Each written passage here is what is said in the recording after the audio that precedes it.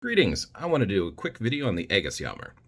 So I will be sharing references and stuff, so you can go check this out yourself. But it seems that a lot of folks are under the impression that the Ægishjálmur is from the Viking era. I don't know if I agree with that. At least how it is symbolized today in neo-heathenry, it's not from the Viking era. The mention of the Ægishjálmur could potentially be from the Viking era, however. Let's talk about when the Viking era was. 793 CE to 1066 CE. We don't actually start getting things written down to about 200 years later in Iceland. 1270, Snorri Sturluson writes down the Poetic Edda.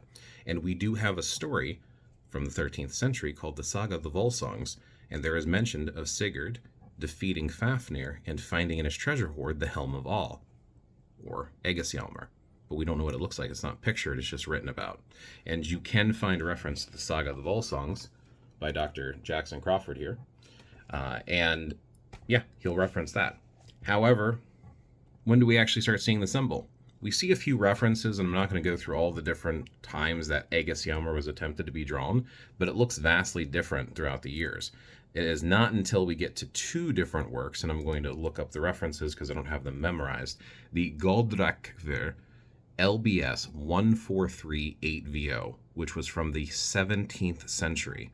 So the image of what neo-heathens consider to be Ægishjálmur today is from the 17th century. This is long after the Viking era.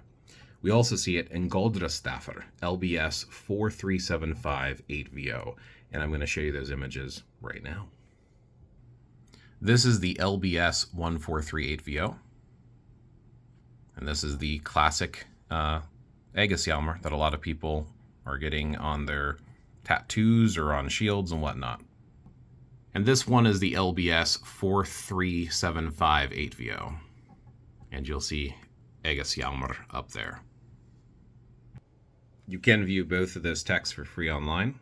And another thing to keep in mind too is how Ægishjálmur is actually used. And they actually reference it in these books as being something that needs to be printed on the brow.